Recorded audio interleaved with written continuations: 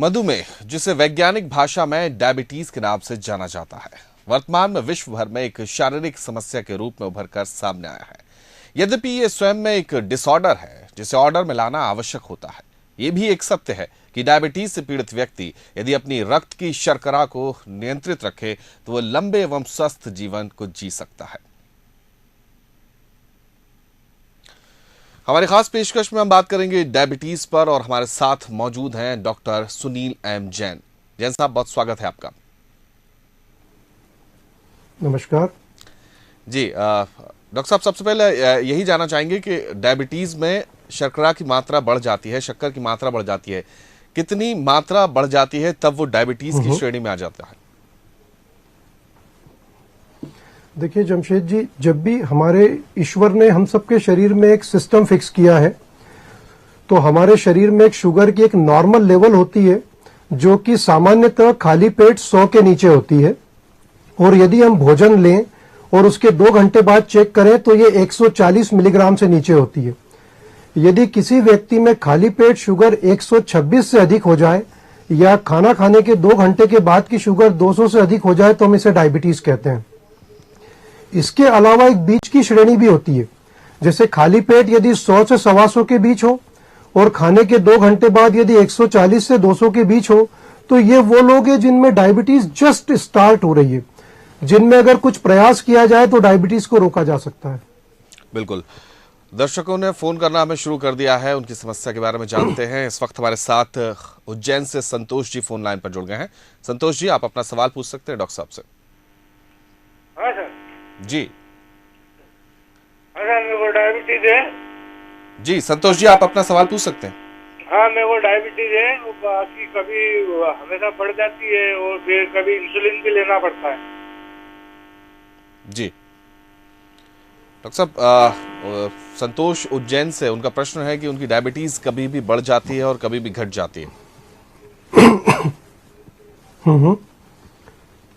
ये प्रश्न जो है, यह समस्या बहुत सारे मरीजों के साथ होती है। यदि हमारे शरीर के अंदर ग्लूकोज का स्तर बढ़ता है तो वो इसकी वजह होती है हमारे शरीर में इंसुलिन नाम के हार्मोन की कमी होती है।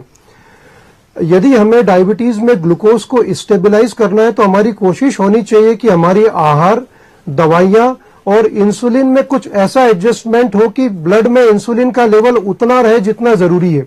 यदि इंसुलिन का लेवल थोड़ा कम होगा तो शुगर बढ़ जाएगी, इंसुलिन का लेवल ज्यादा होगा तो शुगर घट जाएगी।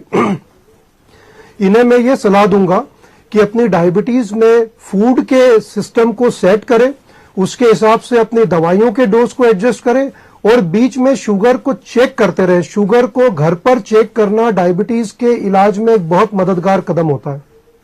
जी बिल्कुल। तो संतोष जी, आपको अपने सवाल का जवाब मिल गया होगा, और जैसा डॉक्टर साहब ने बताया कि आप बीच बीच में जो है वो शुगर लेवल को चेक जरूर करते रहें। डॉक्टर साहब, यहाँ पर कई लोग ये मानते हैं कि शक्कर खाने से जो है वो शुगर बढ़ जाती है।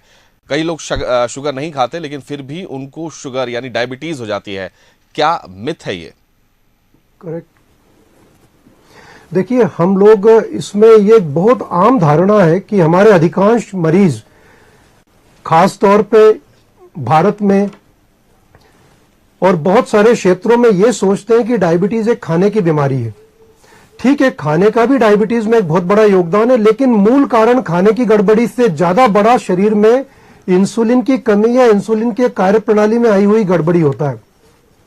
हम जो भी खाएंगे, चाहे वो पोहे हो, कचौरी हो, सैंडविच हो, ये बाह्य तौर पे इस तरह के खाद्य पदार्थ हैं, लेकिन ये पेट में जाने के बाद, डाइजेशन के बाद कार्बोहाइड्रेट प्रोटीन और फैट में बदल जाते हैं, और इसमें जो कार्बोहाइड्रेट पोर्शन है ये हमारे ब्लड में राइज होने लगता है शुगर के रूप में, ग्लूकोज के रूप में, जो शरीर के लिए जरूरी भी है।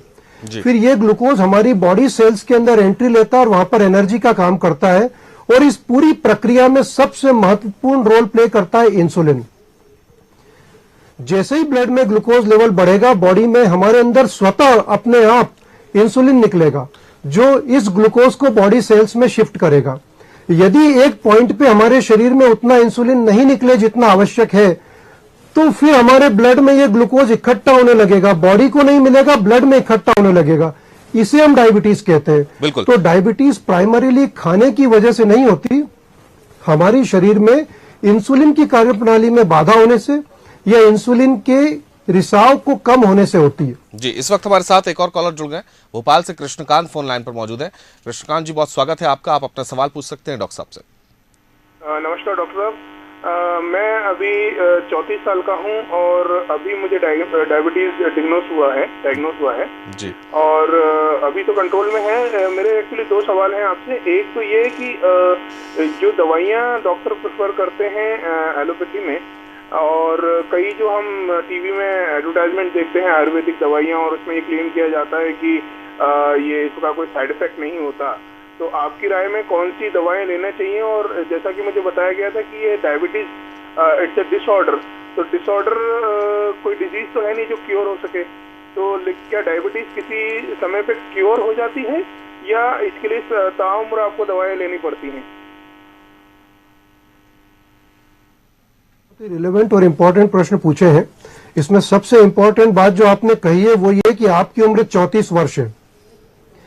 अब यदि हमें यंग एज पे डायबिटीज होती है तो जैसा कि मैंने आपको बताया कि डायबिटीज एक डिसऑर्डर है जिसमें हमारे शरीर में इंसुलिन की कार्यप्रणाली में थोड़ी सी गड़बड़ी होती है। अब आपका दायित्व यह है कि अपनी चिकित्सा इस तरह से करें कि अपने शरीर में इंसुलिन का लेवल जीवन भर ब्लड में उतना बना रहे जितनी हमारे शरीर की आवश्यकता है। यदि हम ये कर पाएंगे दवाइयों की मदद से, व्यायाम की मदद से और आहार में बदलाव लाकर, तो आपकी शुगर नॉर्मल रहेगी। और यदि शुगर नॉर्मल रहेगी तो डायबिटीज आपको अफेक्ट नहीं करेगी। तो एक व्यक्ति जिसकी उम्र 60 वर्ष है और डायबिटीज होती है, और एक व्यक्ति जिसकी उम्र 34 वर्ष है और डायबिटीज होती है, उसमें हमें यह ध्यान देना है कि आप यंग हैं। यदि अपनी शुगर पूरी तरह से नॉर्मल रखेंगे तो आगे स्वस्थ बने रहेंगे। जहां तक चिकित्सा का सवाल है, डायबिटीज एक सदियों पुरानी बीमारी है। 3000 साल से पहले से इसका डिस्क्रिप्शन मिलता है। इसी तरह से तमाम पैथियां भी सदियों पुरानी हैं, लेकिन 1921 के पहले तक तो यह भी नहीं ज्ञात था कि डायबिटीज क्यों होती है।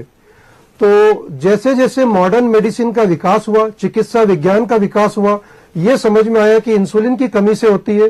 और अब मॉडर्न मेडिसिन और चिकित्सा विज्ञान सिर्फ उस तरह की दवाइयों पे काम करता है जिसके जरिए हम हमारे शरीर में इंसुलिन की कार्यप्रणाली और इंसुलिन के लेवल को मेंटेन कर सके। तो जहां तक इफेक्ट और साइड इफेक्ट की बात है, हमें तो डायबिटीज में ग्लूकोज को कंट्रोल करना हमारा मुख्य मुद्दा होता है। दुनिया में ऐसी कोई दवाई नहीं हो सकती जिसका साइड इफेक्ट नहीं होता, और यदि ऐसी कोई दवाई होती है जिसका साइड इफेक्ट नहीं होता तो आप ये मेरी तरफ से मान के चलिए कि उसका कोई इफेक्ट भी नहीं होता। हम कोई भी टेक्नोलॉजी की बात करेंगे तो हर चीज के 2 पहलू होते हैं। तो आज का समय मॉडर्न साइंस का समय है, और मॉडर्न मेडिसिन के अंदर जो भी सुरक्षित है, प्रामाणिक है, क्योंकि यहां पर हमें दवाइयां लंबे समय तक लेनी है। तो मुझे लगता है आप मेरी बात समझ गए होंगे। बिल्कुल। एक और कॉलर हमारे साथ भोपाल से ही जुड़ गए। जितेंद्र जी इस वक्त फोन लाइन पर मौजूद हैं। जितेंद्र जी, बहुत स्वागत है आपका। आप अपना सवाल पूछ सकते हैं। नमस्कार जी। हेलो जी, पूछिए अपना सवाल। हाँ सर, ये जानना चाह रहा हूँ सर, मैं जब चलता हूँ तो मुझे डायबिटीज के कारण मेरे चलने की नहीं होती है, मांसपेशी खिंच जाती है मेरी, हाथ पैर में बहुत दर्द रहता है सर। जी बिल्कुल। हाथ पैर में दर्द रहता है, और क्या पूछा इन्होंने? डॉक्टर साहब, इन्होंने पूछा हाथ पैर में दर्द होता है और चलने में तकलीफ होती है। जी हाँ, तो डायबिटीज में चलने में तकलीफ होना थोड़ा सा एक ब्रॉड चीज है, लेकिन जो डायबिटीज से किस तरीके से हो सकता है मैं आपको ये बता देता हूं। यदि हमारे शरीर में ग्लूकोज का लेवल लगातार हाई बना रहे तो ये हमारी नर्व्स को प्रभावित करता है धीरे धीरे, सडनली कुछ नहीं होता। और धीरे धीरे यदि हमारी नर्व्स अफेक्ट हो तो फॉल्स सेंसेशन बनाने लगती है। दर्द का कोई फीलिंग है नहीं, लेकिन व्यक्ति दर्द महसूस करता है। यह दर्द हड्डियों का दर्द नहीं होता। यह दर्द इस तरह से होता है कि आप रात में सो रहे हैं और पैर में जलन, झुंझुनी, पिंडलियों में दर्द, कई बार इलेक्ट्रिकल करंट पैरों में बह रहा, इस तरह की फीलिंग, इस तरह के यदि आपको दर्द हो रहे हैं तो इसे हम डायबिटीज की तरह से जोड़ेंगे। इसी तरह से यदि बैठ के खड़े होने में तकलीफ होती है तो ये डायबिटीज की वजह से थाई मसल में वीकनेस हो सकता है। और ये डायबिटीज से ज्यादा यदि हमारे शरीर में शुगर बढ़ी हुई रहे लगातार तो उसकी वजह से होता है। लेकिन यदि जोड़ों का दर्द हो तो ये डायबिटीज से नहीं होता। बिल्कुल। शिवपुरी से हमारे साथ एक दर्शक जुड़ गए हैं। दिनेश जी इस वक्त फोन लाइन पर मौजूद हैं। दिनेश जी, बहुत स्वागत है आपका। आप अपना सवाल पूछ सकते हैं। हेलो जी दिनेश जी, आप अपना सवाल पूछ सकते हैं डॉक्टर साहब से। नमस्ते जी। डॉक्टर साहब, मेरे को जो जुलाई में रात को यूरिन काफी आता था, गला सूखता था, मैंने जांच कराई तो 91 आई खाली पेट की और 146 आई उसका पीपी जी। तो ये क्या माना जाएगा डायबिटीज? 91 है तो जैसा कि मैंने शुरुआत में बताया, यदि खाली पेट 100 से नीचे तो सामान्य है, तो ये तो हो गई सामान्य। खाने के 2 घंटे बाद की यदि 140 से नीचे तो वो सामान्य होती है, लेकिन आपकी 146 है। 146 का अर्थ है कि अभी डायबिटीज हुई तो नहीं है, लेकिन हम लोग इसे इंपेयर्ड ग्लूकोज टॉलरेंस कहते हैं, अर्थात आप वो कैंडिडेट हैं जिसे यदि आपका वजन अधिक है तो इसे थोड़ा कम करना चाहिए, व्यायाम को अपने दिनचर्या का हिस्सा बनाना चाहिए, और यदि आपके पेरेंट्स में डायबिटीज है तो आपको अपनी लाइफ को मोर एक्टिव बनाना चाहिए, क्योंकि आप अपने आप को डायबिटीज से बचा सकते हैं। बिल्कुल। तो दिनेश जी, आपका सवाल का जवाब आपको मिल गया होगा। अभी आप डायबिटिक तो नहीं है, लेकिन अभी आपको ज्यादा एक्टिव करने की जरूरत है। एक और कॉलर हमारे साथ जुड़ गए हैं, दमोह से प्रदीप जी इस वक्त फोन लाइन पर मौजूद हैं। प्रदीप जी, बहुत स्वागत है आपका, आप अपना सवाल पूछ सकते हैं डॉक्टर साहब से। डॉक्टर साहब जी पूछिए। डॉक्टर साहब, मैं पूछना चाह रहा हूँ कि मेरी डायबिटीज दवाई लेने के बाद में कभी नॉर्मल हो जाती है, कभी कुछ परहेज नहीं करने से बढ़ भी जाती है, 200, 250, 250 के आसपास पहुंच जाती है, और साथ में मेरे पैरों में आगे पंजों की साइड में थोड़ा दर्द बना रहता है, उसके लिए क्या करना चाहिए? देखिए, जो आपने कहा ना, डायबिटीज आपकी बढ़ जाती है कई बार क्योंकि उस वक्त आप परहेज नहीं करते। तो जैसा कि मैं शुरू से बता रहा हूं कि हमारे शरीर के अंदर इंसुलिन की थोड़ी कमी रहती है। आपने दवाई और आहार में कंट्रोल से एक सेटिंग कर लिया, अब ये डिमांड और सप्लाई का डिफरेंस है। यदि आप परहेज नहीं करेंगे, ऐसा खाना खाएंगे जिसके लिए ज्यादा इंसुलिन की जरूरत है, लेकिन आपका शरीर तो उतना इंसुलिन दे पा रहा है, तो फिर शुगर बढ़ने लगती है। और यदि शुगर में बड़े फ्लक्चुएशन आते हैं तो इनका सीधा सीधा प्रभाव हमारी नर्व्स पे पड़ता है और हाथ पैर में दर्द के लक्षण हो सकते हैं। यदि आपकी शुगर स्थिर रहेगी तो ये लक्षण डिसअपियर हो सकते हैं। चलिए, तो डॉक्टर साहब यहां पर आपसे ये भी जानना चाहेंगे, जैसा आपने इंसुलिन का कहा था कि तो क्या कुछ विशेष आहार से इंसुलिन बढ़ाया जा सकता है? देखिए, हमारे शरीर के अंदर शरीर इंसुलिन बनाता है आहार को डाइजेस्ट करने के लिए, आहार को मेटाबोलाइज करने के लिए। तो ऐसा कोई आहार नहीं होता जिसके जरिए इंसुलिन बनता है। जैसे हम लोग, हार्ट हमारा बीट करता है, स्वतः करता है, इसी तरह से हमारा पेनक्रियास स्वतः इंसुलिन बनाता है, जिसका काम है जीवन भर इंसुलिन बनाते रहना, जन्म से मृत्यु तक। अब यदि हम कोई आहार लेंगे तो उसके लिए इंसुलिन की जरूरत पड़ेगी। अब आहार अलग अलग तरीके के होंगे, किसी के लिए ज्यादा इंसुलिन अगर उसमें ज्यादा ग्लूकोज है, तो किसी लिए कम इंसुलिन अगर उसमें ग्लूकोज ऐसा है जो धीरे धीरे ब्लड में पहुंचे। लेकिन ऐसा कोई आहार नहीं होता जो हमारे शरीर में इंसुलिन को बढ़ा सकता है। जी बिल्कुल। डॉक्टर साहब, यहां पर यह भी जानना चाहेंगे, जैसे आपने कहा कि अपनी लाइफस्टाइल में चेंज करके व्यायाम, एक्सरसाइज, योग से जो है वो इसको कमी कर सकते हैं, तो डायबिटीज या डायबिटिक पेशेंट्स में कितना फायदा देता है योग या एक्सरसाइज? जैसा कि हम डायबिटीज को समझे तो हमारे शरीर के अंदर इंसुलिन नामक हार्मोन की कमी होती है और सप्लाई होता है डिमांड और सप्लाई में। अब हम हमारे शरीर की इंसुलिन की जरूरत को कैसे कम कर सकते हैं, तो उसमें व्यायाम का बहुत बड़ा रोल है। ऐसे लोग जो एक्सरसाइज करते हैं रेगुलर, उनके शरीर में इंसुलिन काफी सक्रिय रहता है, अर्थात थोड़े इंसुलिन से भी उनके शरीर की सेल्स बहुत अच्छा रिस्पॉन्ड करती है। और जो लोग मोटे होते हैं, दिन भर आराम करते हैं, सीडेंट्री लाइफस्टाइल के साथ जीते हैं, उनमें उनका शरीर पर्याप्त इंसुलिन के बावजूद शुगर कंट्रोल नहीं करता। तो ऐसे लोग जो एक्सरसाइज अच्छी करते हैं, उनकी शुगर कंट्रोल करने में मदद मिलती है, क्योंकि उनके शरीर में इंसुलिन का इफेक्ट बढ़ता है। इसी तरह से योग के जरिए काफी हद तक हम अपने आप को तनाव मुक्त बना सकते हैं। लेकिन एक्सरसाइज और योग से हम डायबिटीज को कंट्रोल में लाने में मदद तो कर सकते हैं, लेकिन जो शरीर में इंसुलिन की जरूरत है, उस जरूरत को तो हमें कहीं ना कहीं से एडजस्ट करना होता है। बिल्कुल। एक और कॉलर हमारे साथ जुड़ गए हैं, महू से मनीष जी इस वक्त फोन लाइन पर मौजूद हैं। मनीष जी, बहुत स्वागत है आपका, आप अपना सवाल पूछ सकते हैं डॉक्टर साहब से। डॉक्टर साहब, मेरी मदर की शुगर हमेशा 200 से ऊपर। हेलो जी बोले। मेरी मदर की शुगर हमेशा 200 से ऊपर खाली पेट और 350 के ऊपर खाने के बाद रहती थी, और उसमें वो नॉर्मल फील करती थी। लेकिन जब डॉक्टर ने डायग्नोज किया उनकी शुगर, और जब इंसुलिन से उसको कंट्रोल करने की कोशिश की और जब वो नीचे आई तब उनको अनईजी फील होता है और डिजीनेस और वर्टिगो के सिम्टम्स होते हैं। ये क्या चीज है? ये बिल्कुल बहुत आम समस्या है। यदि हमारे शरीर के अंदर ग्लूकोज का स्तर लगातार हाई बना रहे तो हमारे शरीर की सेल्स उस हाई ग्लूकोज को थोड़ा थोड़ा एडॉप्ट करने लगती है, हालांकि शरीर को नुकसान चल रहा होता है। तो उसमें जब हम लोग ट्रीटमेंट करते हैं तो हमारा पूरा प्रयास होता है कि ग्लूकोज को नीचे तो लाया जाए, लेकिन धीरे धीरे नीचे लाया जाए। तो इस ग्लूकोज को जिस व्यक्ति में अगर 200 और 350 बहुत समय से चल रही, तो हमारी कोशिश होगी कि इस ग्लूकोज को नॉर्मल टच किया जाए 15 से 30 दिन में। तो यदि ये ग्रेजुअली होगा तो धीरे धीरे हम एडॉप्ट करते और एडजस्ट होते हैं। तो आप चिंता न करें, ये क्षणिक समस्या है, धीरे धीरे डिसअपियर हो जाएगी। बिल्कुल। तो मनीष जी, सुना आपने डॉक्टर साहब को कि क्षणिक समस्या है, धीरे धीरे डिसअपियर हो जाएगी। एक और कॉलर हमारे साथ जुड़ गए हैं छिंदवाड़ा से। रघुराज पटेल साहब फोन लाइन पर मौजूद हैं। पटेल साहब, बहुत स्वागत है आपका। आप अपना सवाल पूछ सकते हैं डॉक्टर साहब से। हाँ, ये पूछ रहा था साहब कि आप उनका डाइट कैसी रहना चाहिए इनके लिए, डायबिटीज वालों के लिए। डायबिटीज वालों के लिए डाइट कैसे चलेगी? जी देखिए पटेल साहब, जहां तक डाइट का अर्थ है, बहुत संक्षेप में मैं यदि आपको समझाऊं तो डायबिटीज वाले को वो खाना खाना चाहिए जो स्वास्थ्य के लिए अच्छा होता है। तो डायबिटिक डाइट का मतलब होता है अच्छी हेल्दी डाइट, और हेल्दी डाइट का मतलब होता है कि बिना वजह खाने में बहुत अधिक ऑयल घी का उपयोग न करें, बहुत अधिक शुगर की मात्रा न खाएं, और हमारी डाइट ऐसी होनी चाहिए जिसमें स्टार्च की मात्रा 60% तक लिमिट हो।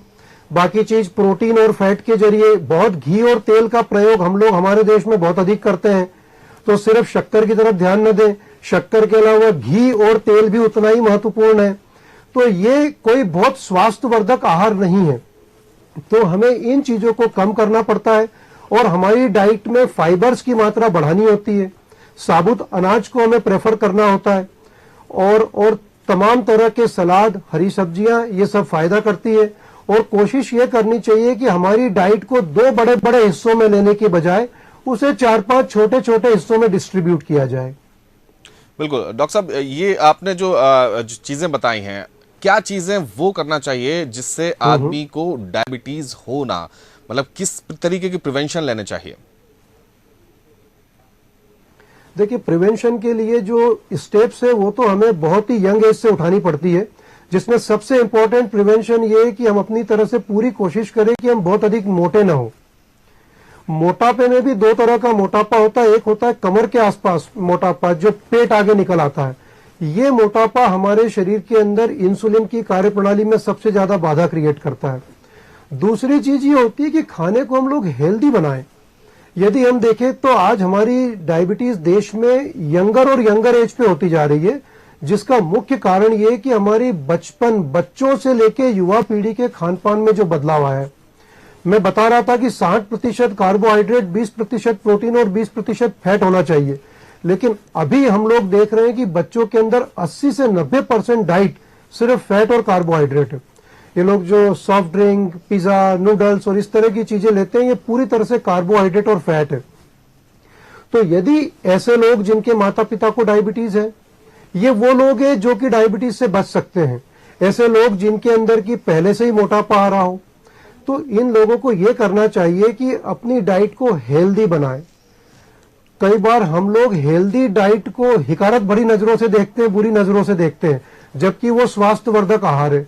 तो हम डाइट को हेल्दी बनाएं, इसमें बहुत ज्यादा शुगर और रिफाइंड शुगर की मात्रा न रखें, इसे कम करें, और उससे भी ज्यादा महत्वपूर्ण है कि एक्सरसाइज को, चलने फिरने को जीवन का हिस्सा बनाएं। बिल्कुल।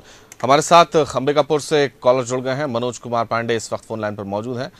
मनोज जी, बहुत स्वागत है आपका, आप अपना सवाल पूछ सकते हैं। सर नमस्कार, मनोज पांडे बोल रहा हूँ सर, अंबिकापुर से मैं। जी पूछिए अपना सवाल। हेलो। हाँ सर, मैं मनोज पांडे बोल रहा था अंबिकापुर से। मैं जब भी सर चेक कराता था तो मेरे खाली पेट में 250-300 का आया करता था जी।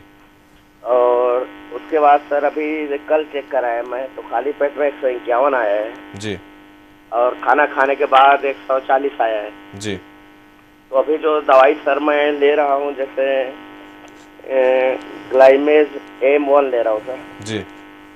और दूसरा ले रहा हूँ सर जी, मैंने खाना खाने के आधा घंटा पहले जो मैं ले आई जी 50 mg जी। वो सर कोई अच्छा सही रास्ता बताया जाए जिससे मेरा शुगर कंट्रोल रहे। देखिए मनोज जी, आपने जो बताया है, आपकी शुगर पहले 200-250 रहा करती थी, अब आप दवाइयां ले रहे हैं जिसकी वजह से आपकी फास्टिंग करीब 140 आ रही है और खाने के बाद की 148 आती है। तो ये अपने लिए अच्छी बात है। आप अपने चिकित्सक के संपर्क में रहें। यदि फास्टिंग आपकी अधिक आती है तो हो सकता है वो आपको शाम के समय भी कोई दवा जोड़े जिससे कि खाली पेट को भी कंट्रोल किया जा सके। और आपकी पूरी कोशिश होनी चाहिए कि आपकी खाली पेट शुगर जीवन भर प्रयास होना चाहिए हमारा कि अधिकांश वैल्यू 80 से 120 और खाने के बाद की अधिकांश शुगर 120 से 180 के बीच बनी रहे। अगर यदि आप ये कर पाएंगे तो स्वस्थ रहेंगे। और इसके अलावा आप डायबिटीज को सिर्फ शुगर की बीमारी न समझें, ब्लड प्रेशर और कोलेस्ट्रॉल ये 2-3 चीजें और होती है जिसपे हमें ध्यान देना होता है। और ये सब चीजें यदि आप कंट्रोल में रखेंगे तो डायबिटीज के साथ भी स्वस्थ रहेंगे। एक और कॉलर हमारे साथ इंदौर से जुड़ गए हैं। सत्यनारायण मालवीय जी इस वक्त फोन लाइन पर मौजूद हैं। सत्यनारायण जी, बहुत स्वागत है आपका, आप अपना सवाल पूछ सकते हैं। सर मेरे को जी, मेरा वजन है 78 किलो और मेरे को शुगर बनी रहती है जी। और मैं शुगर से थोड़ा परेशान रहता हूँ और मेरे हाथ पैर में दर्द बहुत होते हैं, रात को नींद नहीं आती है, उससे परेशान रहता हूँ जी। आवाज उधर टीवी देख, आवाज टीवी देख, सुन मेरा आ रहा है जी।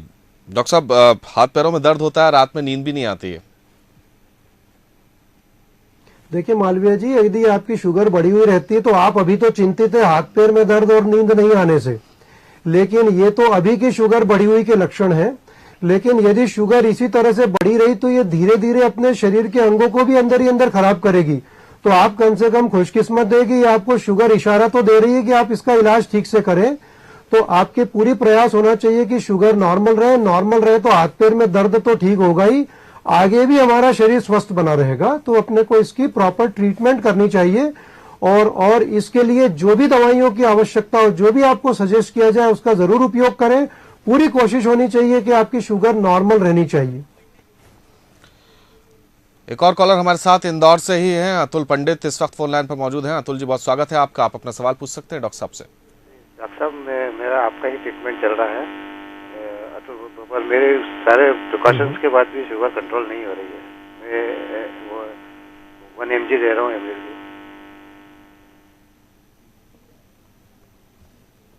देखिए ऐसा है कि जहां तक शुगर की बात है, ये एक ऐसी डिसीज है जिसमें कि कभी भी ट्रीटमेंट फिक्स नहीं होता।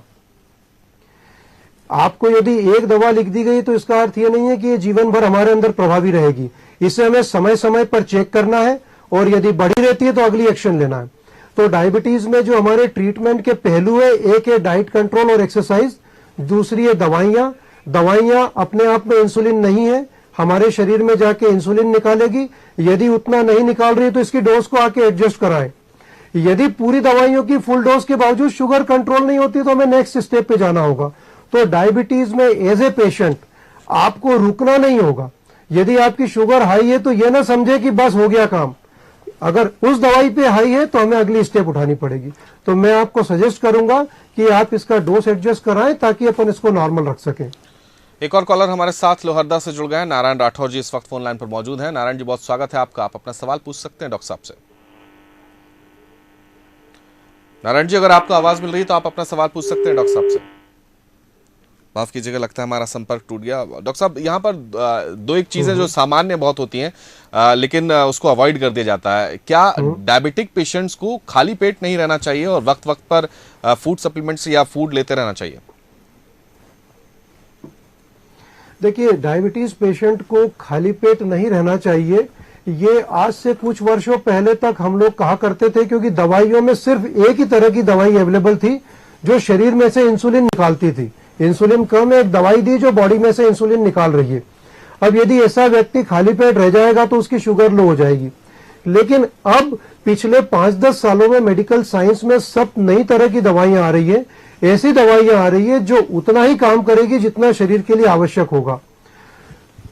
अब यदि आपको कोई ऐसी दवाई प्रिस्क्राइब की गई है, जैसे इंसुलिन दिया गया हो या ऐसी दवाई दी गई हो जो बॉडी में से इंसुलिन को निकालने का काम करती है, तो ऐसे लोगों को हम जरूर सलाह देते हैं कि वो लंबे समय तक खाली पेट न रहें।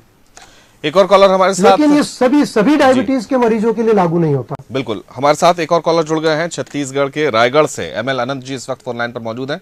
अनंत साहब, बहुत स्वागत है आपका। आप अपना सवाल पूछ सकते हैं डॉक्टर साहब से। डॉक्टर साहब, मेरा जी शुगर जो है, मोटापा भी है, बढ़ा भी हुआ है 165-70 से। उसके इलावा कुछ दवाई ले रहा हूँ मैं फिलहाल। जी जीती भी है साथ में। जी बिल्कुल डॉक्टर साहब, अनंत जी का कहना है कि बीपी भी है उन्हें और मोटापा भी है और शुगर भी बढ़ी हुई है, हालांकि दवाई वो कुछ ले रहे हैं। मेरा इनको ये सलाह है कि डायबिटीज में जितना महत्व हम लोग शुगर को देते हैं उतना ही महत्व बीपी को दीजिए, क्योंकि डायबिटीज और ब्लड प्रेशर मिलके 1 और 1 11 का प्रभाव रखती है हमारे शरीर में हार्ट, स्ट्रोक जैसी बीमारियों के लिए। अपने डॉक्टर से मिले, ब्लड प्रेशर की डोज को इस तरीके से एडजस्ट कराएं कि अपना ब्लड प्रेशर 130/80 या इससे कम रखने की कोशिश करनी चाहिए। मोटापा यदि है तो अपने आपको एक्टिव जरूर बनाए। दवाई कोई भी चलती रहे, लेकिन आपको अपने आप को एक्टिव बनाना होगा, तभी ये दवाइयां प्रभावी होगी। कई बार जो लोग बहुत अधिक मोटे होते हैं और अपनी तरफ से डाइट में चेंज नहीं करते और एक्सरसाइज को जिंदगी का हिस्सा नहीं बनाते, वहां सभी दवाइयां फेल हो जाती है। और वहीं यदि वो एक्सरसाइज करने लगते हैं तो उन्हीं दवाइयों के इफेक्ट बहुत अच्छे हमको देखने को मिलते हैं। बिल्कुल, यानी दवाइयों के साथ एक्सरसाइज करना भी बहुत जरूरी है। एक और कॉलर हमारे साथ दमुआ से जुड़ गए हैं। पीके टंडन साहब इस वक्त फोन लाइन पर मौजूद हैं। टंडन जी, बहुत स्वागत है आपका। आप अपना सवाल पूछ सकते हैं डॉक्टर साहब से। डॉक्टर साहब, मैं पूछना चाहूँ, मेरी डायबिटीज टैबलेट लेने के बाद में ठीक भी रहती है, और मैं जैसे शुगर फ्री का मीठा कभी लेता हूँ, तो शुगर फ्री से कोई नुकसान तो नहीं है? देखिए, शुगर फ्री जो आपने शब्द कहा ना, तो इसमें जो हम थोड़े से इनसाइड इंग्रेडिएंट की बात करते हैं, तो भोजन को मीठा करने के लिए एक तो शक्कर होती है, लेकिन चूंकि शक्कर तो हमारे ब्लड में जाके ग्लूकोज बढ़ाएगी, तो इसके लिए कई आर्टिफिशियल सब्सटेंस बने हैं, जिसमें 2 प्रमुख होते हैं, एस्पार्टेम और सुक्रालोज, जो विभिन्न नामों से मिलते हैं। जैसे आपने बताया, वो भी एस्पार्टेम और सुक्रालोज होती है इन सब चीजों में। तो ये हमारे शरीर को नुकसान नहीं करती। हम लोग भोजन के साथ इस चीज को ले सकते हैं, तो टेस्ट भी मिल जाता है, लेकिन शरीर में कैलोरी नहीं जाती। मेडिकल साइंस की जितनी जानकारी है उसके हिसाब से ये पदार्थ सिर्फ डायबिटीज वालों के लिए नहीं बनाए गए हैं। ये तो इसलिए बनाए गए कि ऐसा व्यक्ति जो मीठा टेस्ट चाहता है लेकिन कार्बोहाइड्रेट की कैलोरी कम करना चाहता है, तो इसकी मदद से कम कर सकता है। तो मेरा जवाब आपको यह होगा कि आप इसे पूर्णतः सुरक्षित मान के चले। जी टंडन साहब, डॉक्टर साहब का कहना है कि पूर्णतः सुरक्षित है और आप इसका इस्तेमाल जारी रख सकते हैं। डॉक्टर साहब, यहाँ सवाल एक ये भी उठता है कि जो डायबिटिक होता है उनको पैरों की बीमारी जल्दी होती है और पैरों का कुछ खास ख्याल रखना पड़ता है। देखिए, डायबिटीज में जो पैरों की समस्या होती है, ये इसलिए होती है कि यदि हमारे ब्लड में ग्लूकोज का लेवल लगातार बढ़ा हुआ रहे, तो धीरे धीरे ये नर्व्स को सेंस खत्म कर देता है। तो जैसे हम लोग चल रहे हैं तो हमें एक एक कदम के ऊपर महसूस हो रहा है कि हमारे नीचे क्या है, लेकिन डायबिटीज में यदि ये सेंसेशन गायब हो जाएगा, जो कि बहुत इंपॉर्टेंट प्रोटेक्टिव सेंसेशन है, तो कई बार कोई चीज चुभ जाती है, घाव हो जाता है और पेशेंट्स को मालूम नहीं पड़ता और ये फिर बड़ा होते जाता है। और यदि ऐसे लोगों के अंदर पैर में ब्लड सप्लाई की भी प्रॉब्लम हो साथ में डायबिटीज की वजह से, तो फिर ये बहुत बड़ा रूप ले लेती है। तो डायबिटीज के ऐसे लोग जिनके पैरों में सुन्नता है, जिनके पैरों में जलन, झुंझुनी, दर्द की शिकायत है, ये वो लोग हैं जिन्हें पैर का विशेष ध्यान रखना चाहिए। नंगे पैर नहीं चलना चाहिए, घर में भी प्रॉपर चप्पल पहन के ही वॉक करना चाहिए। अन्यथा यदि उन्हें पैर में कुछ चुभ जाएगा तो उन्हें पता नहीं चलेगा और पैर में घाव बन जाएगा। उनके पैर में चूंकि दर्द की उतनी फीलिंग नहीं होती, उसको वो महत्व भी नहीं देते, और धीरे धीरे जब घाव बहुत बड़ा हो जाता है तब वो डॉक्टर के पास पहुंचते हैं और कई बार केस फिर उसकी वजह से बिगड़ जाता है। जी, एक और कॉलर हमारे साथ इंदौर से ही जुड़ गए हैं। मजहर कुरैशी साहब इस वक्त फोन लाइन पर मौजूद हैं। कुरैशी साहब, बहुत स्वागत है आपका। आप अपना सवाल पूछ सकते हैं।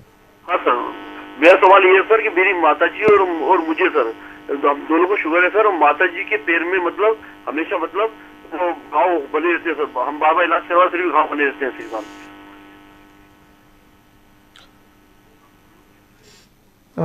जमशेद जी इनका प्रश्न जी बताएंगे आप मुझे? जी कुरैशी साहब, डॉक्टर साहब ये पूछना चाहते हैं कि उनकी माँ और उनको दोनों को डायबिटीज है और उनकी मदर के पैरों में घाव लगातार बने रहते हैं, कई बार इलाज कराया जाए लेकिन फिर उसके बाद घाव फिर उभर आते हैं।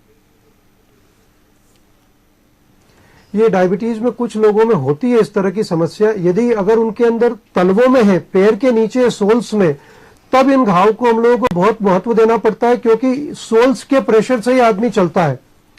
और यदि यही घाव मान लीजिए पैर के ऊपरी हिस्से में, तब तो इसकी चिकित्सा कई बार हो सकता है कि ये प्रॉब्लम स्किन से भी संबंधित हो। डायबिटीज की वजह से जो पैर में होने वाली समस्या होती है, मुख्यतः पैरों की संवेदना खत्म हो जाने की वजह से होती है जी। तो ऐसे केस में हमें एक तरफ तो डायबिटीज को भी कंट्रोल रखना होता है, क्योंकि इन घावों में यदि इन्फेक्शन होगा तो फिर ये बड़ा रूप लेने लगते हैं। बिल्कुल, तो यानी कहीं ना कहीं ख्याल रखने की ज़रूरत है और साथ में ही डाइट के साथ एक्सरसाइज करने की बहुत ज़रूरत है, तभी आप इस डायबिटीज से जंग लड़ सकते हैं। बहुत शुक्रिया। और ऐसे व्यक्ति, जमशेद जी, मैं यहाँ एक चीज जी बोलें। जिनको पैरों में अगर घाव है, तो जब तक पैर के घाव ठीक नहीं हो तब तक उन्हें व्यायाम नहीं करना होता। जी।